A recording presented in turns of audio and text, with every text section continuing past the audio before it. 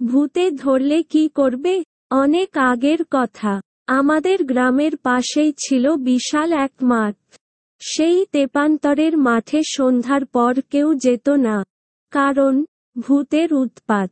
এক সকালে বন্ধুরা সেই মাঠে খেলতে গিয়েছি। ভূত বিশ্ববাসীদের ধারণা, ভূতেরা সূর্য উঠলেই চম্পট দেয়। দিনের আলোয় ওদের ভয়। সূর্য ডুবলে তারা কাউকে একা পেলে ঘাড় মটকে খায়। সেদিন দেখি মাঠের মাঝে পুকুর পাড়ে এক অপরিচিত লোক অচেতন হয়ে পড়ে আছে। ভয় পেয়ে গেলাম, নিশ্চয়ই ভূতের কাণ্ড। তার চোখে মুখে একটু পানি ছিটিয়ে দিতেই সে চোখ খুলল, কিন্তু মুখে আতঙ্কের ভাব।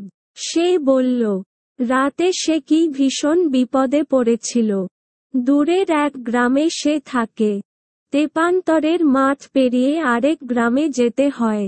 ভেবেছিল সন্ধ্যার আগেই মাঠ পেরিয়ে যাবে, কিন্তু মাঠের মাঝামাঝি যেতেই ঘোর অন্ধকার। সেটা ছিল অমাবস্যার রাত। ভয় ভয় করছে, কিন্তু তখন তো আর উপায় নেই। সাহসে পা চালিয়ে যায়। হঠাৎ তার কানে এল নাকি কণ্ঠ। একজন বলছে, অনেক দিন মানুষের মাংস খাইনি, আজ পেয়েছি। অন্যজন বলছে, তুই কেন? আমি খাবো। এসব শুনে সে ভয়ে কাত। ওদিকে দূরে আলোর ঝিলিক দেখা যাচ্ছে। হঠাৎ মাঠের এখানে সেখানে দপ করে নীল আগুনের শিখা জলে উঠেই মিলিয়ে যায়। লোকটা বুঝল ভূতের পাল্লায় পড়েছে। তার আর রক্ষা নেই। এরই মধ্যে মনে পড়ে গেল তার ক্লাস টিচারের কথা। ছোটবেলায় তিনি বলেছিলেন, মাথা ঠান্ডা রেখে বুদ্ধি খাটিয়ে চললে ভূতের হাত থেকে বাঁচা সম্ভব। সে তাই সাহস করে এগিয়ে গেল। দুই ভূত ঝগড়া করছে। সে ভাবল, এই সুযোগ। ভূত দিয়েই এই বিপদ থেকে বাঁচতে হবে। সে হাতজোড় করে বলল, বাবারা, তোমরা আমার মাথা মোটকে খাও, আপত্তি নেই, শুধু একটা অনুরোধ। দুই ভূত চেঁচিয়ে উঠল, কিসের অনুরোধ? তোকে এখনই খাবো।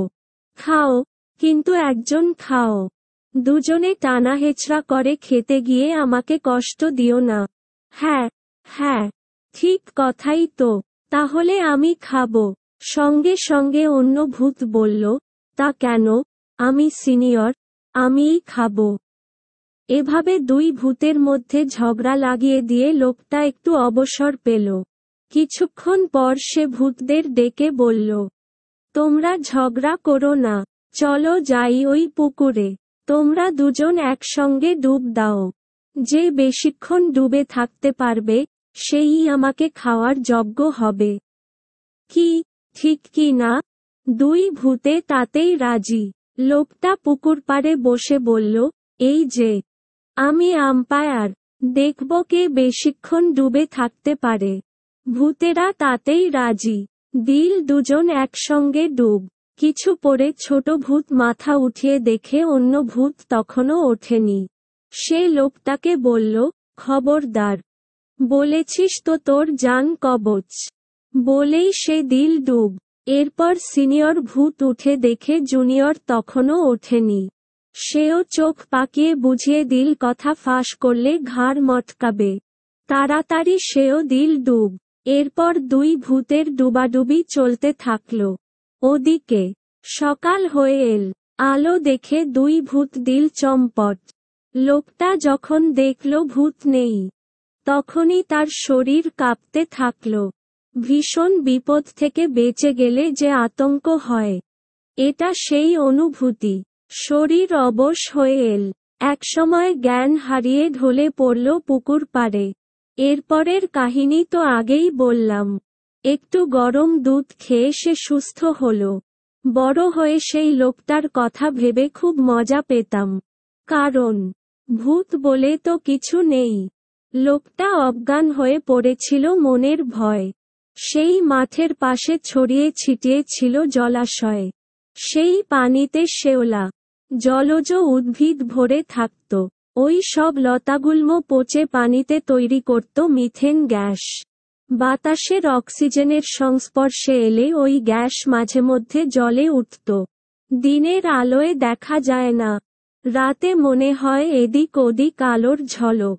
নিশ্চয়ই অশরীরী, প্রেতাত্মা। এই আলোর ঝলককেই গ্রামবাংলায় বলে আলেয়া। সেখান থেকেই রাতে খোলা মাঠে ভূতের আড্ডা বসে। এমন কথা মুখে মুখে ছড়িয়ে পড়ে। সেই লোকটা আসলে মনের ভয়ে কাবু হয়ে কল্পনায় ভূতদের পানিতে ডুবাডুবি করিয়ে রাত পার করেছিল।